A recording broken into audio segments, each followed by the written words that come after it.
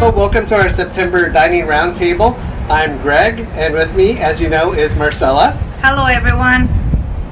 We didn't really have a lot of questions from our survey that we sent out. There were several food-related questions that we have forwarded to our culinary team to address. Let's first go over the questions that we have received, some of which we will answer with a tour of our dining room turned assembly line. After we answer your questions, we will discuss the exciting news coming about opening the cafe for dinner on Monday, September 21st. Our first question concerns the number of hours our servers are working and if our hours are being cut. Dining services has probably had their hours impacted the most during this time due to the way we are serving our residents. We have done everything we can to assist our team in maintaining hours, even though what we are doing has changed. Our shifts are shorter, but hours have been reduced less than you would think. We stagger our staff with some working in the morning making continentals and working through lunch. Some staff work all 3 meal periods, and some staff come in for lunch and dinner. We are assisting in the kitchen with various tasks, like making desserts or making salads. You have probably seen team members helping out with the fitness center, the pool, housekeeping, and concierge. Everyone working as a team to help other departments has allowed us to keep our employees from suffering cuts to their hours. And we thank those departments for reaching out to us for assistance. Next, we had several questions regarding meal delivery and the process we go through with regards to delivery. So it might be best to show you. Let's go to the dining room. On a typical morning, we start out with a pile of order forms that look like this. Our morning crew come in at 7 a.m. and separate 200 or more order forms into piles by floors and casitas. They then separate them based on breakfast, lunch, or dinner. But please, don't forget your name. Next, we have one of our servers do a tally where they count all the items that are not entrees to determine how many we need to make. Next, we distribute the forms to the servers who put the names and apartment numbers on the bags your meals are packaged in.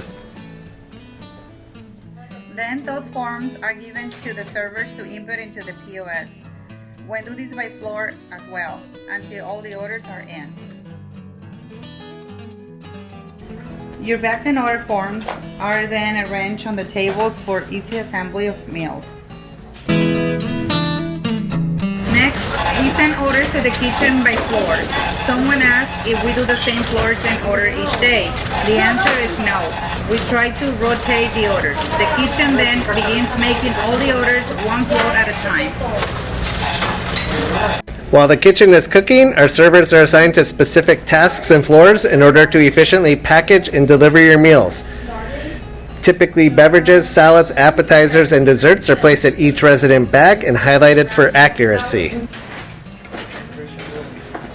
By that time, the hot food begins coming out by floor.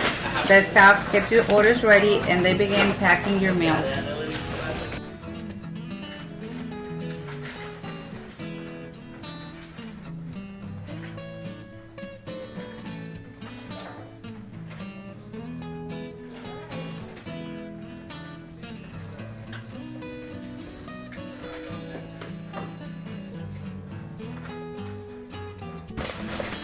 Once a floor is completed, the orders are checked by a supervisor or lead server and put on a cart for delivery. We try to do this so hot food is not left sitting for more than 30 minutes once a floor is packaged.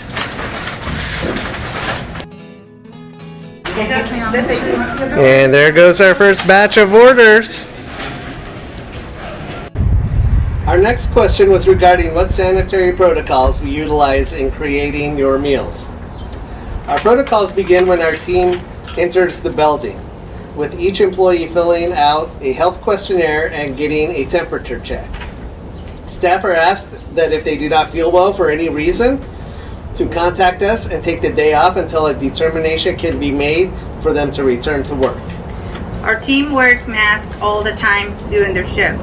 We wear gloves when handling and packing your meals and change them frequently. Frequent hand washing is required. As you can see, our line has been set up to encourage physical distancing. Even when on break, our team is required to maintain a safe distance from each other. After the use of all surfaces, such as tabletops and carts, they are thoroughly sanitized. All door handles that are frequently touched surfaces are also sanitized. Our last question asked what the most challenging aspect of this has been for us. Marcela?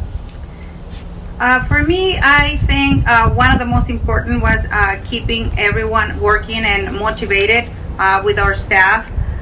Every day was very challenging, especially at the beginning. It was a lot of new protocols. It was a new learning for everyone.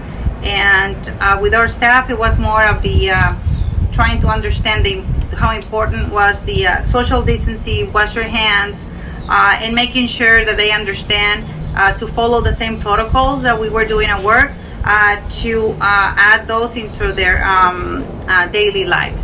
I think at this point everybody's doing great. Everybody's doing amazing. We're looking forward to see you soon, and we'll miss you.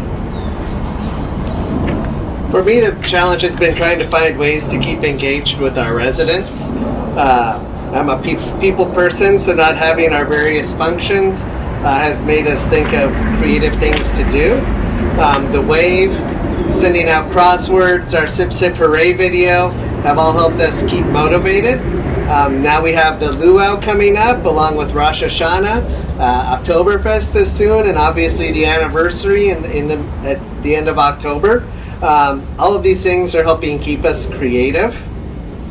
The other challenge we've had has been finding reliable sources for product in order to pull off distributing at least 500 separate deliveries a day. We have gone through almost 2.5 million to-go containers in 6 months. Between the culinary and dining services team, we utilize about 10 vendors to try to have everything we need in place every day. Unfortunately, it doesn't always work out as planned. Sometimes we have to change food items, beverages run low, or we have to switch packaging due to shortages from our vendors or alternatives not being readily available. But considering the undertaking, I feel that everyone has done an excellent job. Now for other news, we can't wait to see our residents again. We are happy to announce that the cafe will be open for dinner starting Monday, September 21st. We recently put out a memo with a copy of the menu and guidelines. We have had to follow CDC recommendations for reopening, so things will be different for a while. One thing that won't be different is our dedication to our residents. Starting Monday, September 21st, residents will be charged 1 meal credit per resident for lunch if they do not order dinner or dine in the cafe. If a couple orders only 1 lunch and 1 dinner, they will be charged 2 meal credits. Continentals will remain complimentary, but we will now be delivering them during our evening meal deliveries for the next morning. Even if you do not order dinner, you may order a continental, which will be delivered during the evening meal delivery period. If you look at the patio, the tables have been placed apart with no more than 4 seats per table to allow proper physical distancing. We will have some additional lighting on our patio and our patio heaters, fire pit to create a lovely experience during our wonderful fall evenings. Inside, we will also be arranging tables to create physical distancing. Between the cafe and patio, we can seat about 50 people at a time. Reservations will be required and may be made 3 days in advance at the phone number or email address provided on the memo. You may reserve seats on the patio or in the cafe. Masks will be required to be worn by residents until they are seated and when they're leaving their tables. We will not be taking orders at the cafe counter as in the past, but at your table side with menus. Drink orders will also be taken at the table, and we will have an all-night happy hour. Though we will be serving on china and use real silverware, we will be utilizing disposable napkins, placemats, and beverage cups at this time. Our menu has a selection of resident favorites and comfort food. We will have nightly specials as well. There will be hand sanitizer in each table. Residents will have 15 minutes to eat, so we can have clean and sanitized tables and chairs between seatings.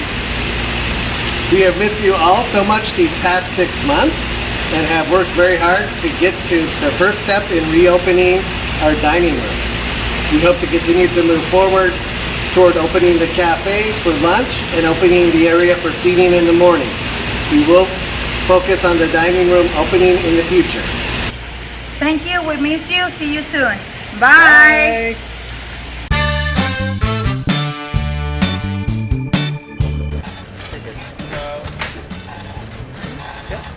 Impacted the most due to the way we are serving our residents. We have done everything we can to assist our team in maintaining our... Oh, I thought you were doing it. Okay, thank you. 21st. We recently put out a memo with a copy of the menu and guidelines. We have to follow the... that are frequently touched or frequently touched surfaces are also said.